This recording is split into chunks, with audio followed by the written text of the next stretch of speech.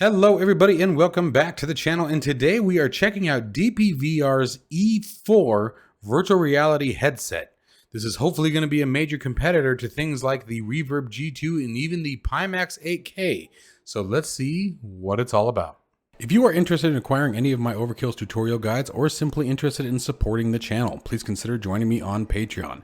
Patreon subscribers level tier 2 and above have access to all of my guides as well as any future guides that come along down the road. Patreon link can be found in the description below, and thank you to all of my current subscribers.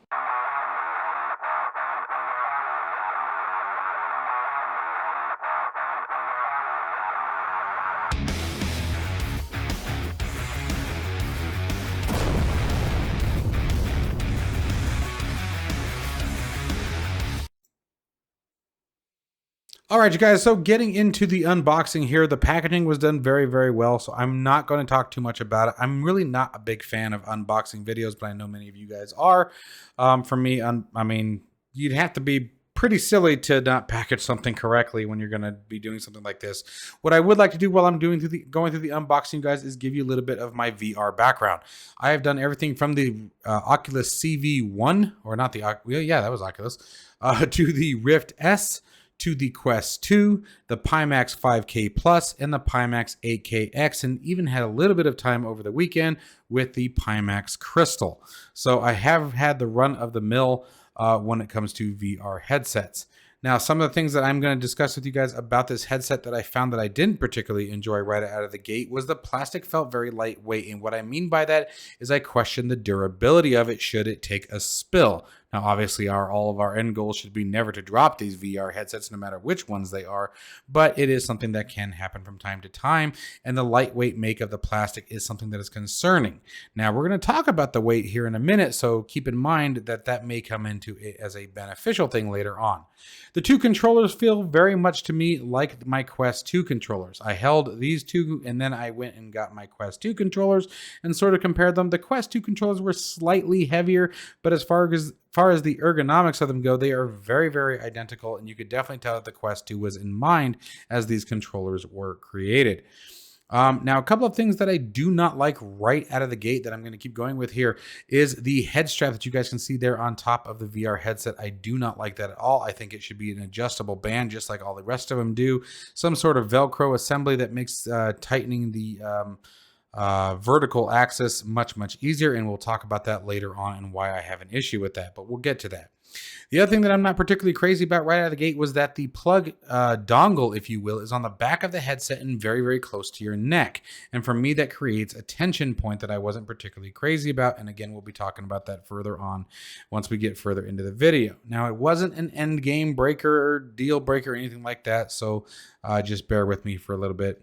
Now, you do get a very long, it's about a 10-foot, I believe, video cable, as well as a very long, I believe that's an 8-foot power extension cable. Now, the thing that I don't like about the power cable is that I haven't seen a power supply required since the Pimax 5K Plus. I know the Quest obviously doesn't have one. The Rift didn't have one. They were all getting their power from USB, and that is something that I would definitely like to see these developers work on. The power bricks are something that really become cumbersome. They are tacky to look at. It requires much more cable management, and it's just one more thing to get hung up on and restrict you from your mobility. And so that's something I don't like. And you can see right there where the power cable plugs in. Now, this is near the CPU, which was at least a good design there. So you have your video cable, which is a display port. You have your one USB port that needs to be plugged in, and then the power source goes into the brick that you guys just saw there on the cable. And the rest of it goes up into the dongle on the VR headset. Now, one of the things that I did appreciate about the way that the dongle was connected is that it is screwed in, so you don't have to necessarily worry about it coming undone. And it looks like it's using a micro display. This is obviously the most fun part of any electronic piece, and that is always taking the safety film off, the protection film to protect the lenses and stuff. Now, you do want to make sure these are removed, as they can distort the sensors and cause some issue with the inside-out tracking, which I also will say I had absolutely no problem with whatsoever. I also do want to let you guys know right out of the gate that I'm not really going to be using the controllers. For me, I'm all about the flight simulation. Now, something that I was not crazy about here again was the mask. The mask is extremely flimsy, as you guys can see here, as you saw me pushing on it there. It is very, very lightweight, very, very simple, if you will. At first, I thought that that was going to be a problem, and we'll talk a bit more about a couple of points where I wasn't particularly crazy about it. But it didn't, again, it was not a game breaker in any way, and I actually found that I got used to it pretty quick. But I would have liked to have seen some sort of foam, something that's going to, unfortunately, let's just call it what it is, absorb the sweat. Now, the headband that I'm pushing on right now is exactly the material that I would have expected to see. Now, again, you can see there on the vertical strap, you've only got two markers there in which you can actually secure the headset down. Now, as far as the horizontal tension, it's got a knob much like you see in the Pimax and some of the other headsets. Now, let's go ahead and get into the configuration. The configuration wasn't too bad, but I do have some tips that I want to talk about in regard to that as well. All right, so real quick, guys, I wanted to show you guys what it all looked like plugged in. You guys can see there was plenty of distance. You have to forgive the office a little cramped, and I don't know, not sure what's going on with my damn lighting, so forgive me for the poor lighting today. As you can see, there it is. You have your display and USB cable, and then the power cable goes into the back of the brick there, or on the side of the brick. And then everything else plugs in with the single mini display that goes into the back of the VR headset. Okay, so from here, it's time to get into the software installation. The software installation was rather simple. You go to their website, you select the DPVR4 Assistant. Now make sure that you do select it for the correct headset. As you guys can see up top, it says DPVR E4. Okay, so we'll download the Assistant, and then you simply go to your File Explorer and run it once it has been downloaded. Very, very simple process. There wasn't a whole lot to it, and I have to say, as far as this part goes, it was rather seamless. Now, I will tell you guys that I had a couple of headaches right out of the gate after the installation process was complete. So I'm going to give you guys a tip to save yourself from some of this. And that was updating the firmware. Make sure that that is the first thing you do when you get everything all up and installed here. The installation process was actually pretty cool. Had a nice little video clip going on. Had some music playing in the background that you guys can mute up there in the top right if you wanted to. So that part was kind of neat. Like I said, once this part was complete, and I'll show you guys a little bit of what I went through here in just a minute, but it all turned out to be a result of not having the firmware updated. Once I updated the firmware, pretty much all of my problems went away. So let's go ahead and get through this part here, and then we'll move forward. Once you got the installation all complete, you did have to create some sort of account. I used email. It gives you the option to sign in with Facebook or WhatsApp if you guys want. I prefer to just use email. I did not want to link it to any other account that I had. So completed the registration process. Again, that part was relatively easy. Not much to be explained there. You create username, create your password, get a verification code in your email, and you're up and running. Now, right here is where things started to get a little interesting. Now, it does ask if everything is connected. It makes sure that you remove the film from your sensors, all that good jazz. Simply walk through the next and next and next and next. But this is where things started to get weird, is once we completed these parts here. So we'll let this part complete. Again, this was the first part that gave me problems, as it did not want to complete the refresh rate.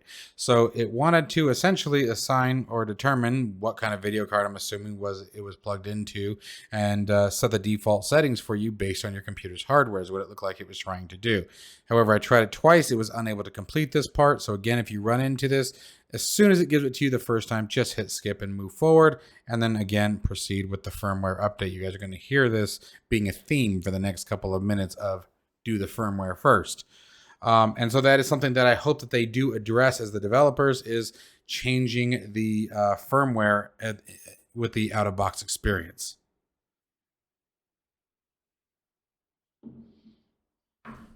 So I'll go ahead and skip past this part. And so the next thing was the room setup. This was the next thing that gave me a heck of a lot of trouble. And it kept telling me that it couldn't continue without completing, that I wasn't going to be able to use it without completing the room setup. Now, first I tried turning on lights, turning off lights, because it said it wants moderate lighting. It does not necessarily want it too bright, and it does not want it too dark. And again, this was sort of one of those things that I would recommend rephrasing that. I think that's something that needs to be addressed if that's truly the case, because it just, everybody's lighting is going to be different. What if you have a really bright chandelier in your office, whatever it may be, or your playroom? There's a lot of things that go wrong, or a lot of windows. If that's truly a limitation of the headset, that's something that I feel needs to be addressed. Because, for example, the Quest 2, I've had family over, and I have a lot of windows in my living room. It can get very, very bright in there, and it works just fine. Now, I'm not saying this headset doesn't. I haven't experienced it as it is a tethered headset, so it's not wireless, so I can't take it into my living room.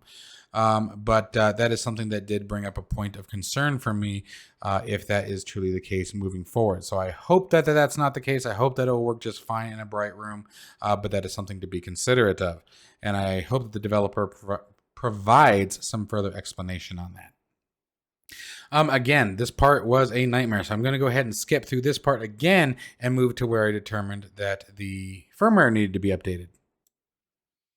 Okay, so you guys can see real quick on the left side there, when I clicked on the controller, you can see a little red button that says update. That's what caught my attention. All I did was mouse over the controller and that happened to pop up. So there wasn't anything that necessarily told me, but I think with the red arrow there, if you look on the far right side up above the controller there, you guys can see a red arrow. That indicates it's a firmware update.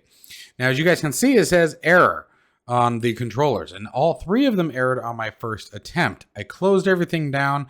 I restarted the software, and the second time around, everything worked absolutely fine as far as the update. The update took probably, I don't know, about 4 or 5 minutes to complete. It really wasn't bad. But again, that's obviously going to be dependent also on your hardware and things like that. So that is something to be considerate of. Now, after the firmware finally updated, everything worked perfectly fine. I didn't have any issues with it once the firmware was updated. I was even able to complete the room setup, which, by the way, I do recommend the developer give you some way to completely skip the room setup, especially for 2 reasons. Number one, it's a tethered headset, so it is very likely that you're going to be in a position where you may not be in a playroom. And for people like myself who use it strictly for simulation purposes, where you're always going to be in a seated position, that shouldn't be something that is forced to do, because it would not let me proceed any further. I could not use the device without being able to complete the room setup. Now, for any reason that became a problem and you weren't able to complete it, then you have a bricked VR headset and you have to wait for support to assist. So I do recommend they implement some sort of way to remove that. I know, for example, with the Pimax in the Pi tool configuration, you have the option to skip room setup and basically just tell the software that you're going to be using it from a seated position. So just something to think about. I think that would make the setup process a bit smoother for those who don't need to use it in a standing position. However, once that part was complete, like I said, I simply selected start once again on the room setup, as you guys can see up at the top. I was able to get the headset information to display both a serial number and the firmware, where prior to the firmware update, I was unable to do so. But that was resolved again with the firmware update. I told you guys it was going to be a theme with the firmware update. So again, I truly hope that they update the firmware that is being shipped with these devices. Now, coming into the display settings, you are able to set 4K at 120, 4K 90, and 4K at 72. You're also able to change the lighting in the front of it and adjust the brightness. Adjusting the brightness is a big deal. I did find that I was able to use or adjust the clarity quite well by increasing the brightness quite a bit. Now, I did not worry about the IPD setup, and I'll tell you guys why once we get into the headset. Now, here, everything actually is working fine. At this point, don't let the screen fool you. This actually took me into the VR headset where I had to complete the room setup. I had to draw a boundary, which it didn't care about my cockpits and things like that. I was using the outside tracking, so I was able to see my environment. And I just drew a line around my office. It didn't care about the desk. It didn't care about the cockpits. I was able to just draw a square, which quite frankly, honestly, sort of defeated the purpose of the room setup, but it let me finish it and everything went smooth from there. So from here, all I had to do was activate Steam VR and get into the simulator.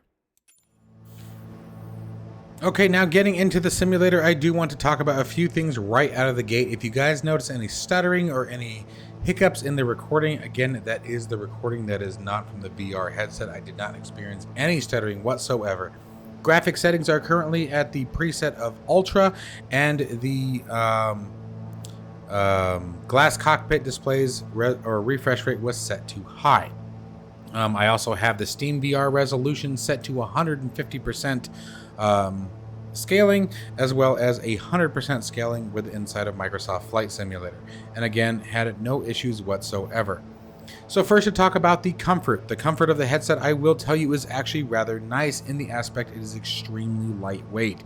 This is by far the lightest weight headset that I have ever used, including that of the Quest 2, and that is where that lightweight plastic that I was talking about earlier certainly comes into play. Now, as far as a discomfort point, the eye shield that I mentioned earlier, the rubber eye shield that you can see that blocks the light out, it was kind of a pain in the backside. Every time I'd lift the headset up and bring it back down, I had to take my finger and get the eye shield off of my eyelid. It would not sit back on my forehead where it belonged, and if it did, it sort of pinched and crumpled up. So I had to again take my finger up underneath the headset and sort of set the band up on my forehead where it belonged. Now, again, not a deal breaker, but it is certainly one of those things that was kind of obnoxious. The biggest thing that was actually super frustrating was finding the sweet spot. And what I mean by the sweet spot was actually in the vertical axis. Again, something that was very concerning to me as I pulled it out of the box was that rubber head strap on top that aligns the headset on the vertical axis. I do not understand why they used a rubber band essentially versus just using the Velcro straps everyone else uses that offers far more customization and far more comfort options in being able to set the headset where you want on the vertical axis.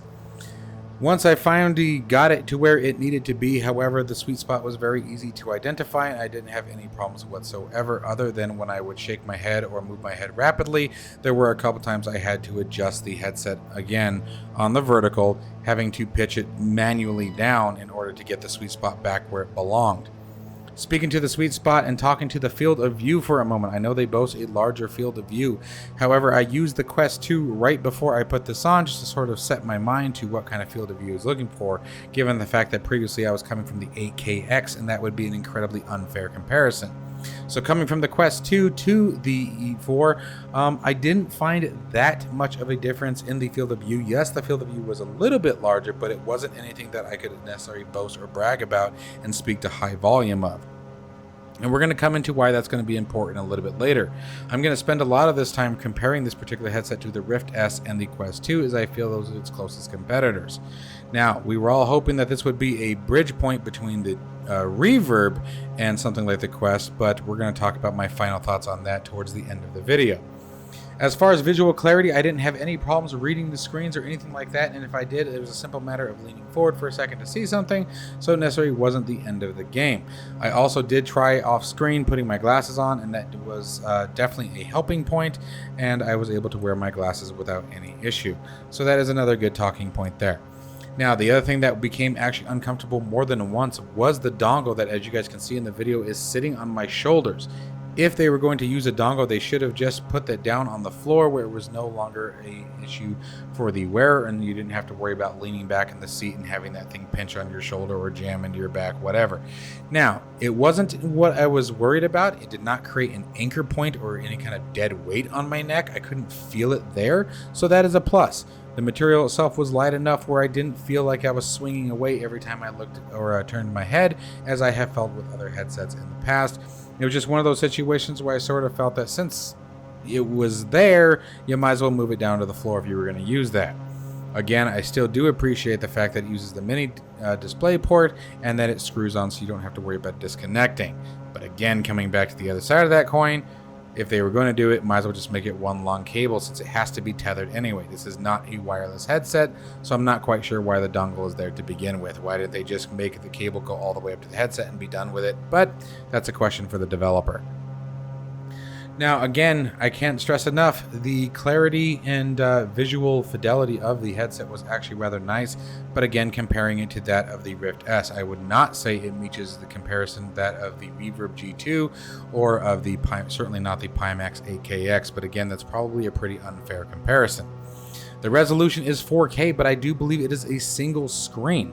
I believe that it's sort of 2K split up in half, but you could definitely tell it was a single screen, and that was very easily identifiable by trying to find the sweet spot. The sweet spot spanned the full left and right of the screen, is at least as best as I could tell.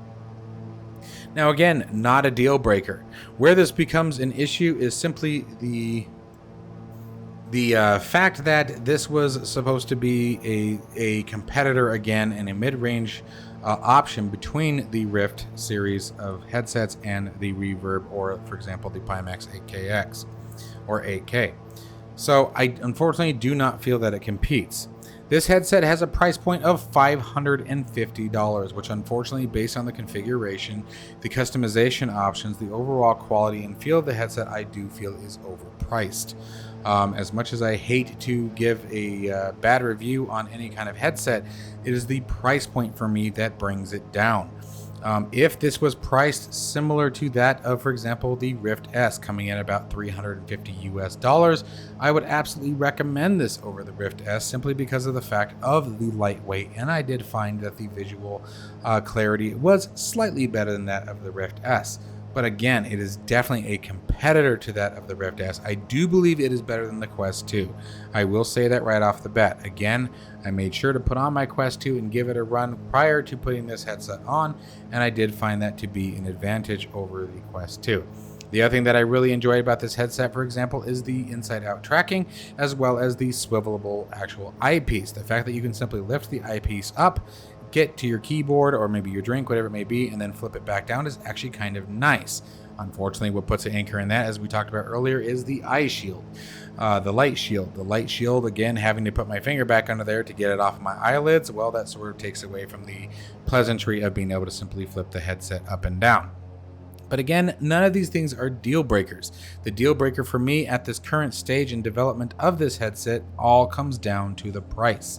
If the price was reduced and at a more comparable level to that of the aforementioned headsets, the Quest 2 or the Rift S, then I would absolutely fully support and endorse this headset. Unfortunately, again, because it is so much higher than both of those, it gets marked down for me as unfortunately not worth the cost. So that is something that I do want everyone to be aware of. I think that these developers have plenty of potential to make something that could absolutely take the VR department by storm, but there are a few things that need to be addressed. So in short, let's talk about those things real quick. I do believe that the light shield needs to be pulled back away from the person's forehead just a little bit, so that way it can't fold down, or use a harder material such as the same foam that is sitting on the headband up above it. If they were to use that foam, I think that would work absolutely perfectly, and it would conform to your head rather than folding down on the eyes. The other thing is that top headband, that absolutely needs to be something like Velcro that is fully adjustable, as that was my probably most aggravating point of the entire experience. Changing the firmware that is shipped out of the box, now I totally understand that is something that comes with time and development. I'm simply stating it because it was an issue that I experienced while making this video. And then finally, the last piece that I would recommend being adjusted is, as stated again, having the dongle removed from the person's shoulder, and just, if you can, just remove it altogether. If it is a tethered VR, then there's no point in having it there to begin with. Outside of that, I was very impressed again with the overall performance of the headset without having any stuttering or performance issues while using the RTX 4080. And I was also very pleased with the fact that I was able to upscale it so well to increase the resolution quite a bit.